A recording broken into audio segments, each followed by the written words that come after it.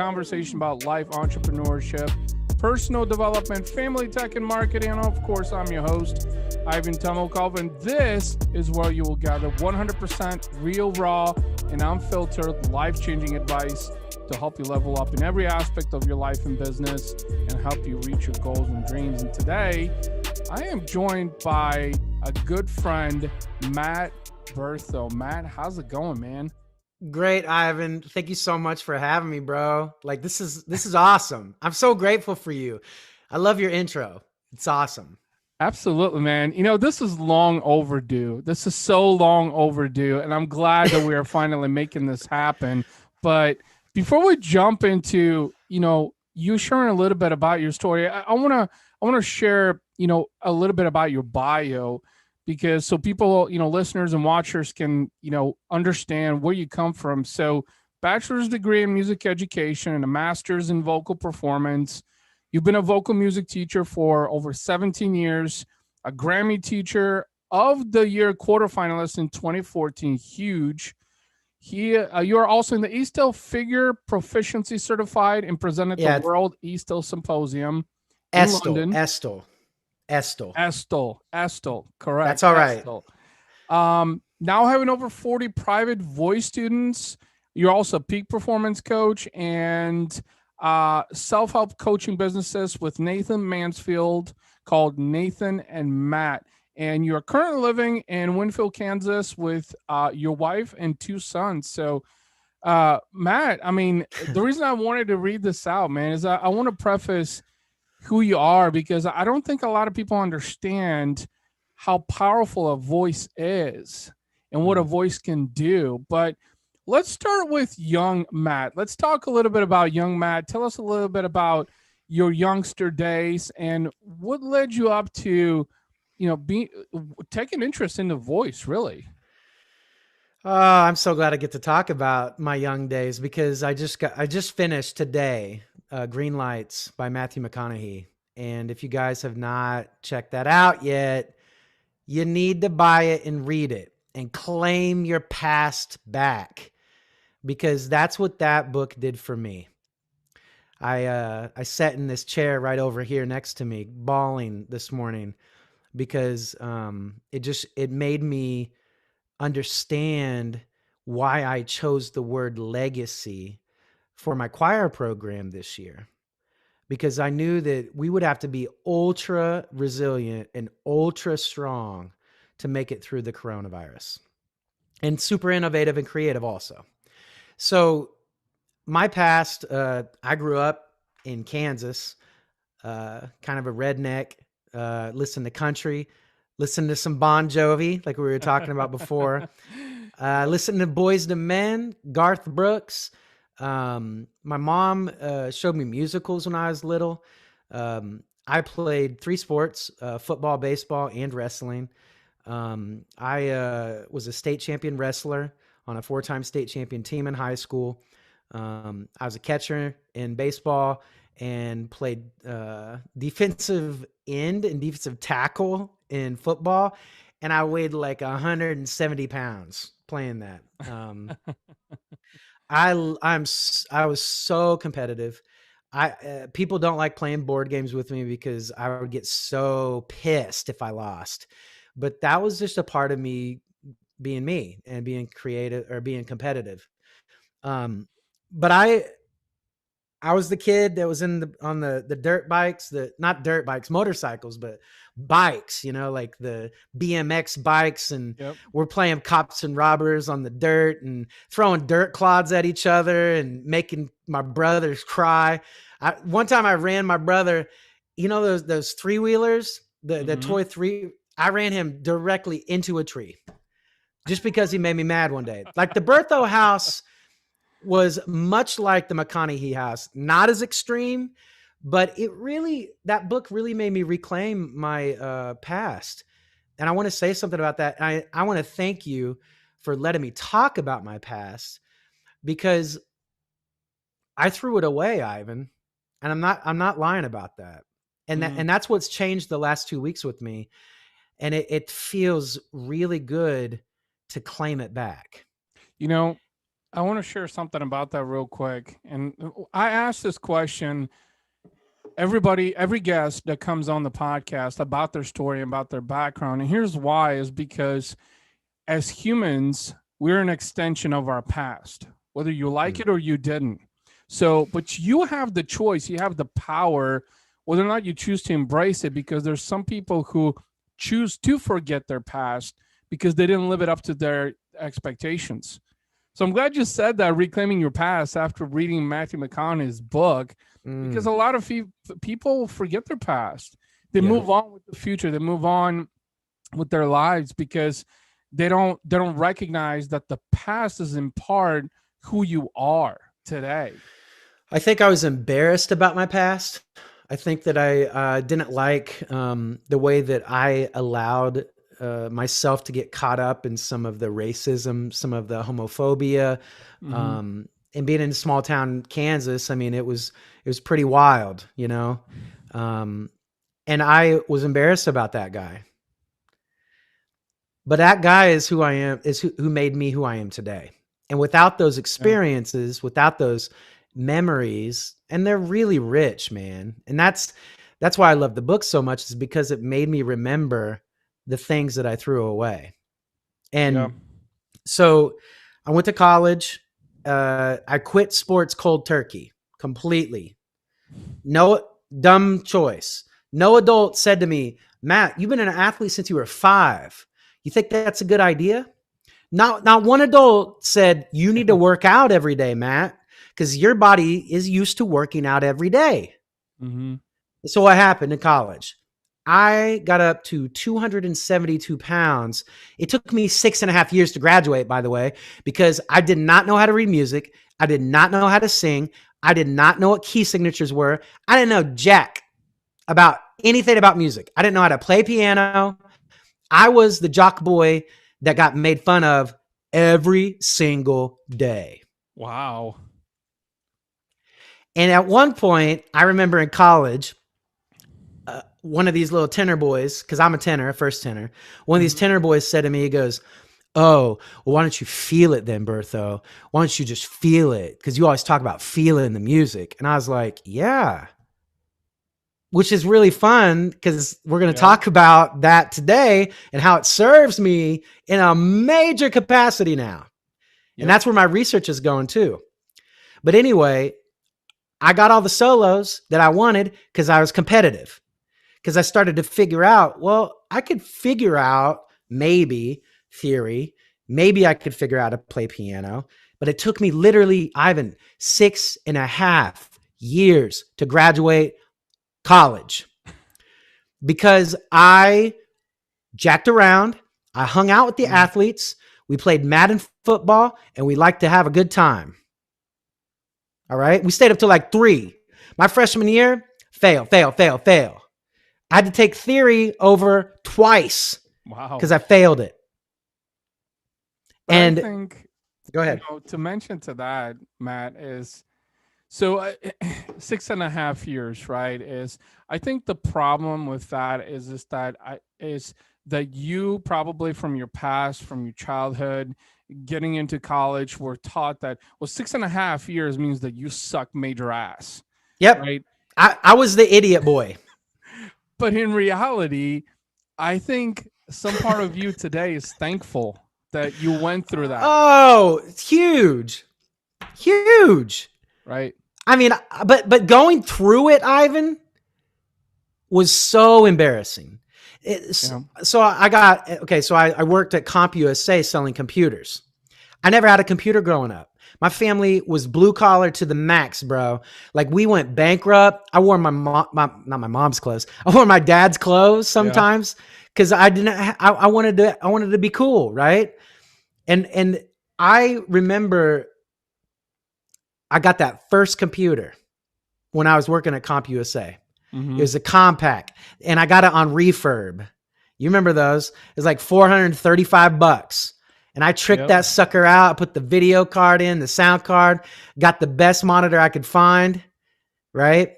Yep. And then I got greedy and I helped this dude on the side, this lawyer dude, and he was flashing $100 bills in front of me and said, "You just can come hook this up." And so then I'm working one day, and this lawyer dude comes in, tells my GM calls me in. I get fired for moonlighting because they did that business also. So I got fired, and then I got super depressed.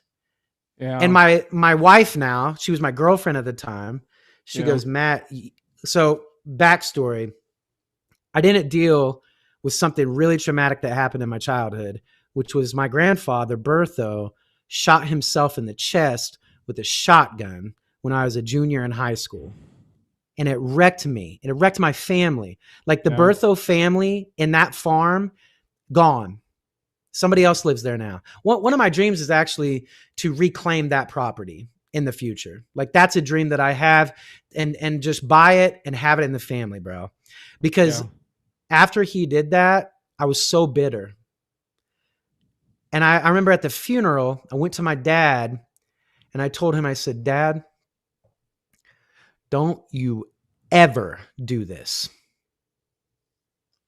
Wow. Because I knew that he felt deeply like my grandpa Berthot felt deeply. And I feel deeply. Right. So I went to therapy. This is the best advice I've ever got in therapy in my life. It was this. "Matt, how do you want to handle conflict?" I said, "What do you mean, how do I want to handle conflict?" "Well, how'd your mom and dad handle conflict?" "Well, my mom would go lock herself in the bedroom and cry. And my dad would go outside and drink like a 6-pack and cook chicken." And that's what I did in college, Ivan. And she was like, "Yeah, so you're a exact replica of your mom and your dad. And you learned how to handle conflict from them." And I was like, holy crap. Are you kidding me? And then she said something that was gold. She said, "Matt, how do you want to handle conflict?" And I said, "I want to attack it. I want to hit it head on. I want to face it head on. That's the way I want to do it." Ever since then, that's the way I do it. Change the game. That moment, go ahead. Well, not to interject, I wanted to go back to the experience that you talked about with your grandfather that was, clearly was traumatic, but there's a key lesson here is that, by the way, you should hold on to that dream of reclaiming that property. I'm totally going to. But as you were talking about that, is I think as human beings, we all experience some traumatic events in our lives, on different magnitudes. For instance, I know my ex-wife's mom committed suicide while we were together in my first marriage, and that literally completely changed her as a person. Obviously, I think in part wrecked my marriage because she changed from a character and personality standpoint completely different person. But those kinds of traumatic events and what your grandfather went through, it impacts us. It impacts our conscience. And when it impacts our conscience and maybe even our soul, I think probably our soul, because it's so deep, as it forces us to go into a reactive mode. And that's what I think was happening with you in college, is just that, after, because I think your father maybe also felt guilt at some point, that he felt maybe that he could have impacted. Oh, he totally did. He felt bad because he didn't answer the call and he didn't go over to where they live. And he felt like it was his fault his entire life that my grandfather did that. So he blamed himself. And I think as a result, it affected his behavior, which, like you said, drinking, cooking. So he became a totally different person. And since you were young, you basically sponged that and you said, well, mom and dad are doing this. So I want to do this in college. Exactly. But I think the turning point for you was when you were questioned, how do you want to handle tough situations? How Matt wants to handle them, not everybody else that's telling Matt how that you should handle them, but how you should handle them, which is become more responsible, more accountable, take control of your own life. And I think, well, 6.5 years of college, I'm glad that happened actually for you because you learned. Otherwise, you probably, I mean, you may or may Well, not have. well, part of the reason why I was 6.5 was I changed my major 3 times. I started out music education, and then I went to voice performance, and I realized I had to learn foreign language, and I felt dumb. I felt like I wasn't the smart kid, right? And so then I went religion because I love spirituality. I Yeah. love God, and I didn't like the church because it felt corrupt a little bit because I was on the inside of it, and they were talking a lot about money a lot, and I didn't like that. And Yeah. so I went back to my guy that was in charge of the music education program, and I said, I'm supposed to be a teacher, and I need to be a teacher. This is what I'm supposed to do for the rest of my life. He said, well, Matt, you're going to have to pass math for liberal arts with a C or better, and you're going to have to write a paper of why we should even let you back in the program. Okay. So I graduated, obviously. All right. I had a choice. I don't think I've ever told you this. Mm-mm. There was a guy that worked for Ethanol Corporation in Wichita. His name is Bob Casper. He's a CEO. I didn't even know what CEO meant at the time. All right. So he was like, Matt, I have an opportunity for you. You can have your own plant. You could run it. You can manage it. And you can just work your way up. There's no office. It's an open office. It was like the perfect job, right? Loads of money in the future, blah, blah, blah. But what do I remember, Ivan? I got stabbed in the back being greedy. I got fired from CompUSA for being greedy. And Right. God told me, well, so I'm at baccalaureate, and my uncle-in-law, who's Andrea's uncle, he was the chaplain at Friends University. He still is. He still works there. He's an amazing guy. James Bryan Smith is his name. You can check him out. He has his own podcast. He's a great dude. Mm-hmm. But he said to us at baccalaureate, again, these little moments, right? These little moments in history that we remember. He said, the best thing that you can do in your life is help somebody else. And I was like, oh, okay, duh. I know what I'm going to do. So I went to his house. I pulled up job opportunities in Kansas. At this point, it's the end of May. You know, things are kind of getting taken, right? There was one job open, just one that was a 5A school that had coaching opportunities for football and wrestling. Just one, Winfield. Right.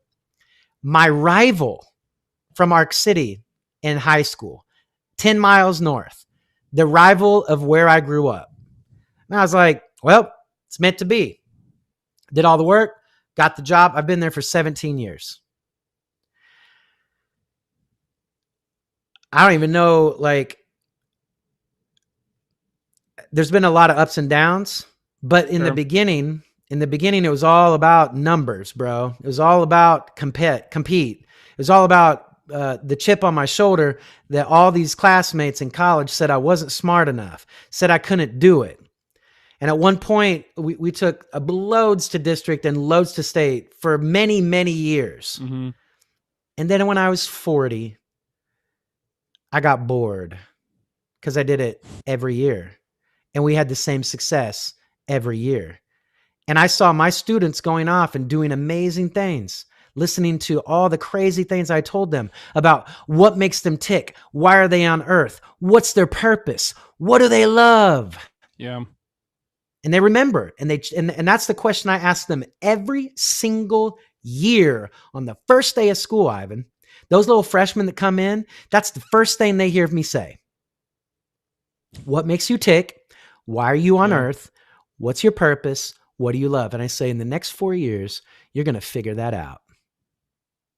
Yeah.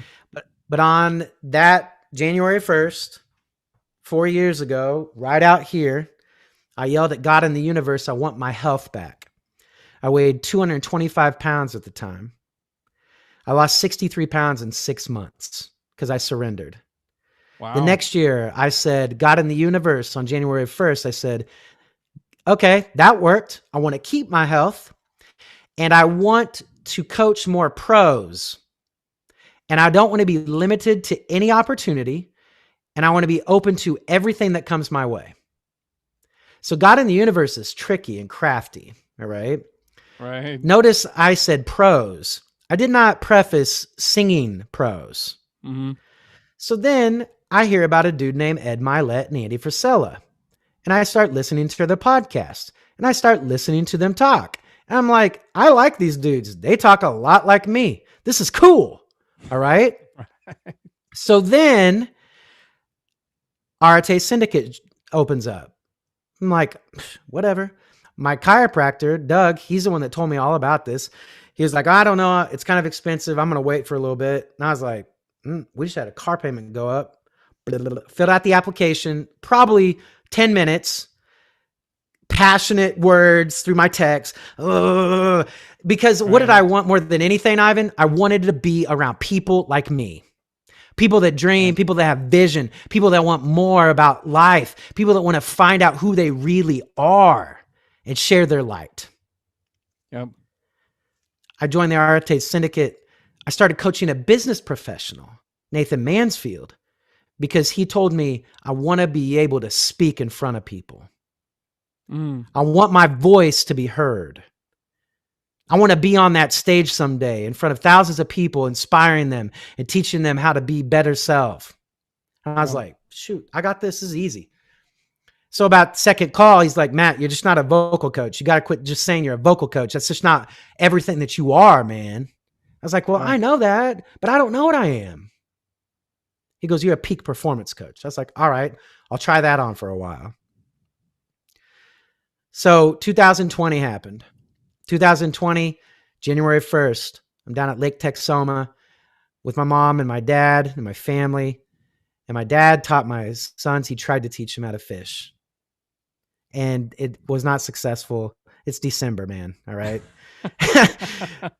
Right. But he made s'mores with my sons. And we made pizza. And media, social media and internet didn't work down there. There was no internet. And I got to spend something that I will never forget for the rest of my life. And on a deck, on a dock, on a lake, I said 22 goals out loud to God in the universe. Because it worked. I was like, all right, well, let's do this. And I made all these goals, and a third of them happened, Ivan. Yeah. And the rest are in process right now. June 20th, 2020, my dad passed away of a heart attack. Yeah. And there's something that Ed said in the call on Wednesday that really resonated with me because he lost his father. And it was this. When my dad passed away, it felt like his energy, his spirit, his essence filled me up and energized me almost. Like it recycled inside of me and lit me on fire. And what Ed said was something to the effect of this. It made me feel like I have to risk it all now. I have nothing to lose now. Because you know what, Ivan? I'm next. I'm next. Yeah. You know, a couple of things I wanted to mention that you touched upon that are really important. The first thing is I believe that the best leaders in the world are teachers and educators because they reciprocate everything that they have learned, good and bad, onto the next generation and the next generation, the next generation. And that's what you do with your freshmen every year, right? When they come in. But another thing that you mentioned about your father, and I remember when you actually made that post on Facebook, and I could feel the emotion that was filled in that post. But I will tell you this, you know, it's like they say, circle of life, which is so cliche. You're born, you live, you die. End of game, right? But what you do in that time that you are here, which is why I think you got so infused and you felt like your father's energy literally like fumed inside of you, is because it was a reminder. And honestly, what's so unfortunate for us as human beings is that it actually takes a sacrifice or a loss for most of us, believe it or not, to truly, really remind you of what did God put you on this planet for? Hmm. And that was because, as you were describing it, like I could feel how emotional that was. But at Mm-hmm. the same time, I think there's so much greatness that awaits you. Hmm. And now with this experience, you have all the more of a reason. You know, you already had reasons, and people have reasons for why they do things. Hopefully, all good reasons to do Yeah. things. But now you have more reasons. Yeah. And as you were talking about with your grandfather, also, is I think that was another instance. And I mean, I'll share an example with you. In April of 2020, my wife's grandfather passed away, and it was a terrible fucking way to die. Yeah. Basically, this was when COVID was really accelerating. He was put into a nursing home. He was isolated. Nobody could see him. The only person that was by his bedside was his son when he died. Terrible way to die. Now, I remember I had a call 2 weeks before that when he was in the nursing home, and I almost literally started crying. And mind you, I don't remember the last time I cried. Well, I do. Mm. When my son was born and my daughter, I Oh cried and yeah. I tried to hide Oh it. yeah. So, you know, my wife and my parents and her mom wouldn't see me bawling like a fucking young kid. But we had that conversation, Matt. You see, my wife's grandfather was the guy that always put everybody in front of himself. He was the one that would cook the Thanksgiving dinner. He was the one Right. that always would go above and beyond for his wife, married 51 years, mind you. Wow. 51 years. But you know what I heard in that call? I heard regret. He would say, Mm. you know, I wish I could have done that. Man. And towards probably the last, I would say 5 years, so he retired from the railroad, and he used to take these golf trips every year for a week and go down south, since they live in central Illinois, and just spend it with all his railroad buddies, just golfing for a week. It was the one thing he enjoyed so much, Matt. Literally, it gave him peace. You know what I realized right then and there when I had that phone call is the day is coming. You said, I'm next. I'm next. Mm-hmm. It's only a matter of my churn. I am Yep. next. Depends Yep. on when my churn is. It could be today. It could be tomorrow. It could be the day after. But here's the thing is when I'm on the deathbed, hopefully, and I look back, and I think this is something for you, is to truly feel that have you accomplished everything you wanted to accomplish? Did you influence and impact the people in your life the way you do as a teacher, as an educator? You want to know why? It's because we need to contribute to those people. We need to contribute to them in order to help them change their lives. And you're doing that. That's what more people need to do because let's face it, there's literally high demand and there's never shortage of positivity, optimism, goodness in the world. Yeah. So I think that for you, these chain of events, 6.5 years of college, you know, blue collar, you know, struggle financially, your Yep. grandfather, your dad, believe it or not, those things were supposed to happen. Yeah. And I want to share something that my mom said to me that was very profound. She says, this is after my dad's memorial. I think we had it in November. We waited a long time. We had three. He had three memorials. Like that was Wow. rough. And I sang at every single one of them. That's awesome. But it was hard. It was really hard. Mm-hmm. But she said, Matt, your grandpa Berthot felt deeply, but he didn't show it and he didn't talk about it. She said, Matt, your father felt deeply. He didn't talk about it, but he showed it. She goes, Right. Matt, you feel deeply and you talk about it and you show it. And so what I've done is I've broken the cycle. And that's one thing I help people with in my coaching is I help them be vulnerable. I help them show themselves. All right. Yeah. There's some, we're going to talk about energy. And I just want to dive into that for a second. Mm-hmm. Ever since I was a little boy, I was a weird kid that I'd go in the bathroom and I'd take a pencil, I put it on the ground, and I would literally try to move it with my energy. I was that kid. I was the kid in college that went to a damn Indian shaman, not kidding, in Leon, Kansas. Her name was Iron Bear, and she gave me a reading. And she told me all about my past lives. She told me what my aura was. She said it was white. It changes color. But I remember a few things that she said. She goes, Matt, you're a healer. And you're not a healer in a doctor way, but you're a healer. You help people. And I remember that. And because I was thinking about that this morning. I was like, wow, she was on the money, like on the money. But what I want to talk about is energy for a second. And there's 4 different types of energy that I would like you guys to be aware of. One is thought energy. And if you guys have read any of Dispenza's research, he measures the brain like a magician. He is the man, all right? He has measured thought energy, all right? It's proven, all right? He's also measured the electromagnetic field that is around every single one of us, okay? So when I read Becoming Supernatural on my first round of 75 Hard, again, I was sitting in this chair and I said, holy shit. And Andrea goes, what? I was like, holy shit. She's like, what? I was right. I was right the whole time. I thought I was crazy. Because it said this, Ivan, energy is frequency. Frequency carries information.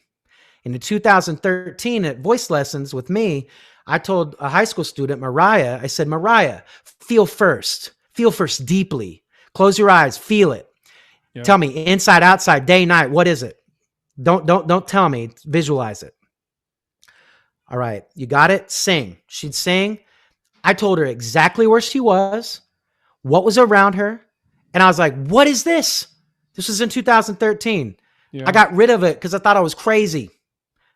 And I started the Esto voice model, which is a scientific voice method, which I can have a whole podcast about. Yeah. But it changed the game for me. All right. But we're talking about energy right now. Right. So the first one is thought energy. The second one is written word or typed word. That is a form of energy. All right. The third one is vocal energy. What we do with our voices. Mm-hmm. All right. And I know that can be scientifically proven also because we have a voice print in the Esto software. It's also called a spectrogram that measures the voice in hertz, decibels, power spectrum, the whole thing, man. Our voices create, like our vocal cords are the size of your fingernails and they sit inside your throat. All right. Yeah. When air goes through them and they touch, that's how sound is made. All right. And there are like 3 different kind of vocal folds. There's false vocal folds, true vocal folds. There's thick folds, thin folds, stiff folds. There's all these different folds. Like I'll just show you real quick. E, that's thick. E, stiff. E, thin, slack. E, okay. And so that's the craft of the Esto voice model. All right. Yeah. In the Esto voice model, there's artistry, which is how you use it, the mediums you use it with, right? I'm going to sing opera. I'm going to sing rock. I'm going to sing country. And I'm going to do it with this flavor. Right. I'm going to tell this story. It's about storytelling.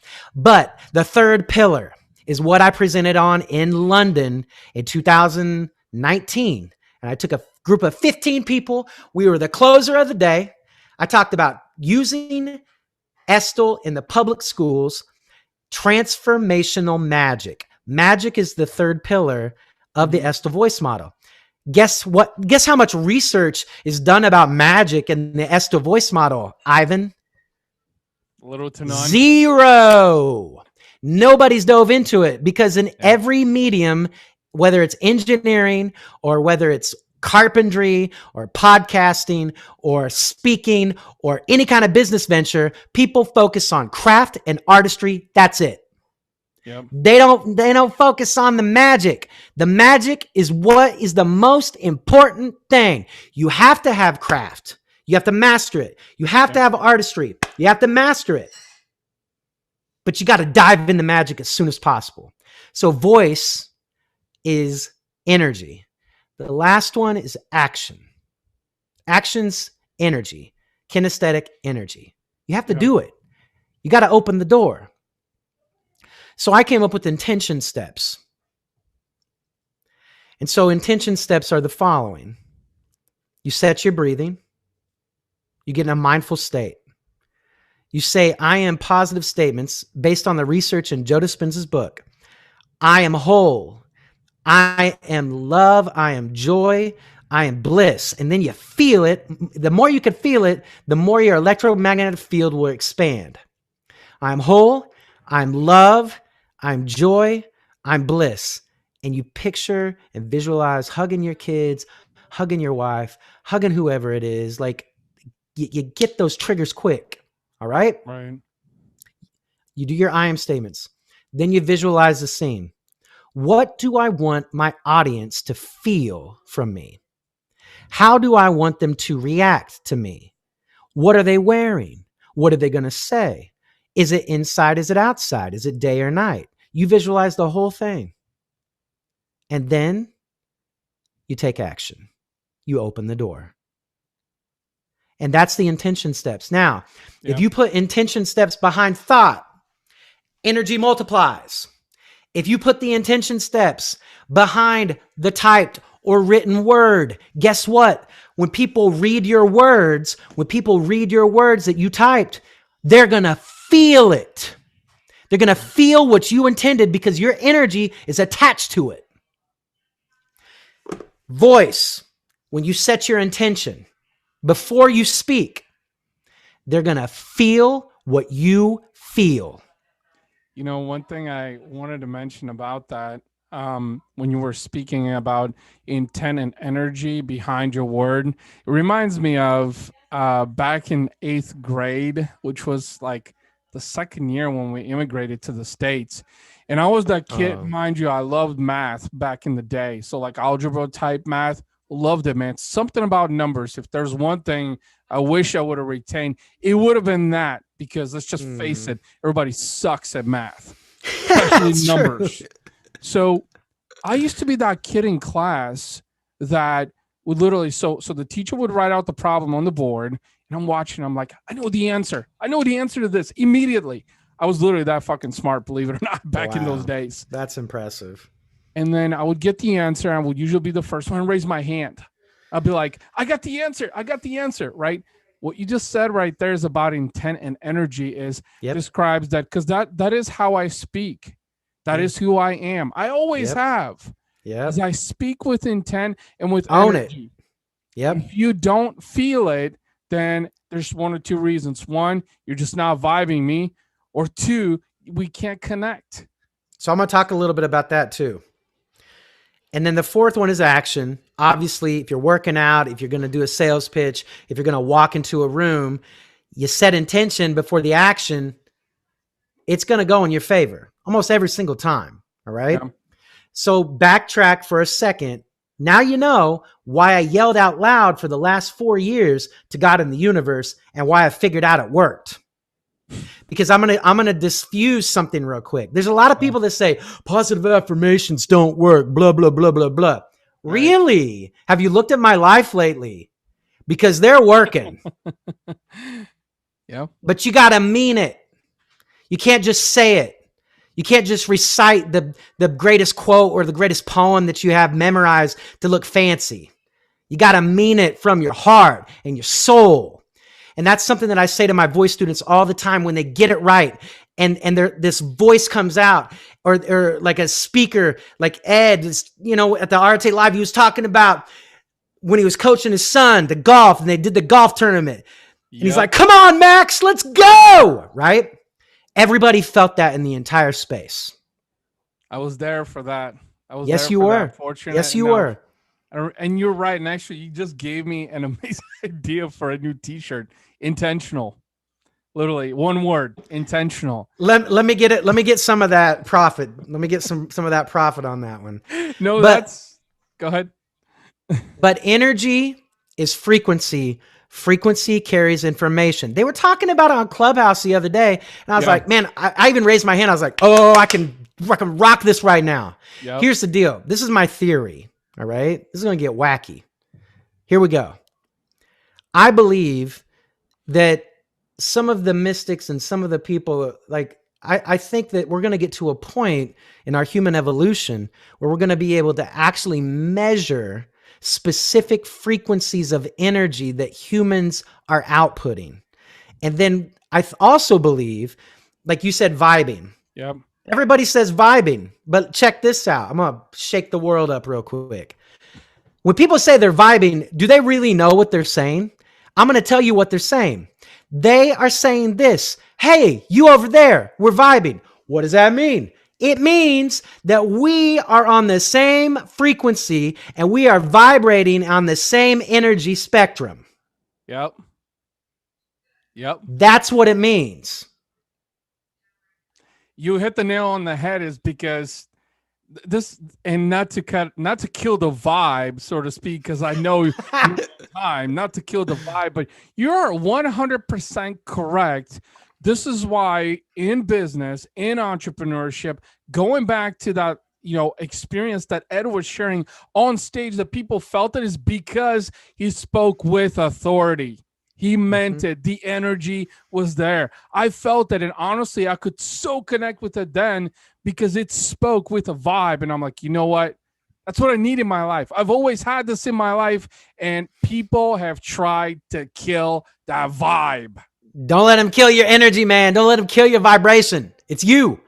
Exactly. And I'm going to talk about how do you raise it, right? Because probably everybody's like, how do I raise my vibration? How do I raise my energy? How do I feel the fire that Berthot's feeling right now? Like, what is going on, right?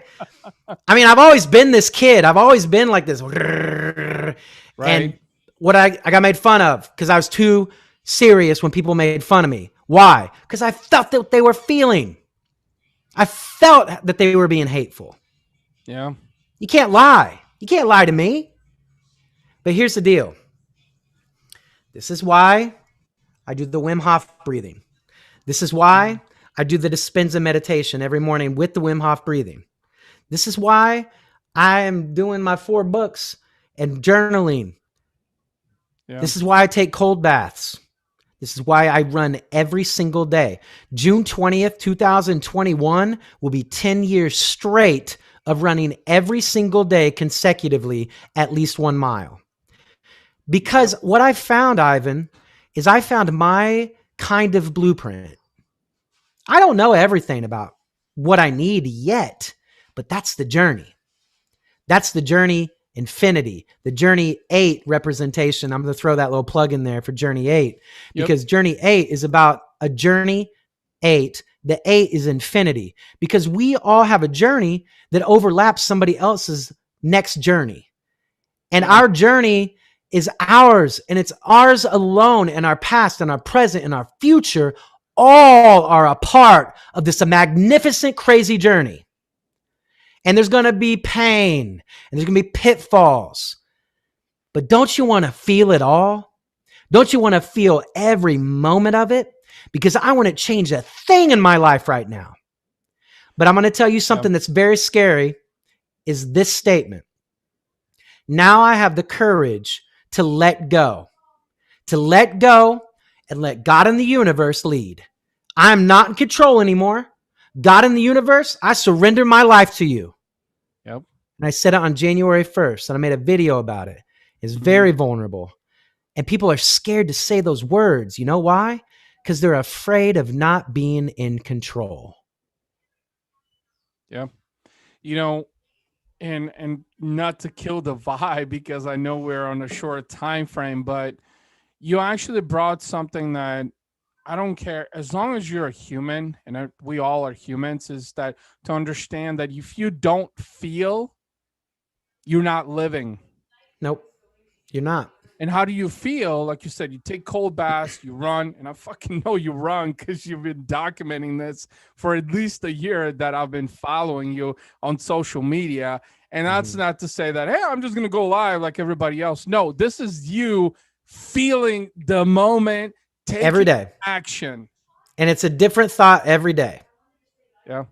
That's what's so beautiful about it. And Matt, we might have to do a second episode, Let's honestly. do it. I'm fine. Let's do it. But just to sign off on this one, throw some plugs out there on how people can connect with you, because you have massive value to offer. How can people connect with you? You can connect with me, Voice by Matt, on Instagram. You can DM me there. You can email me if you want, mberthot@me.com, MBERTHOT@me.com. Find me on Facebook, Matt Berthot. You can message me there. You can get in touch with Ivan if you want. I am currently accepting clients, but as Ivan said in the beginning, it's a packed house, but I can make it work. But I want to make it work for people that want to make it work, that want to speak with passion, that want people to feel what they feel. Those are the people that I want to work with. Yep. Matt, thank you so much, man. This was an amazing conversation. Man,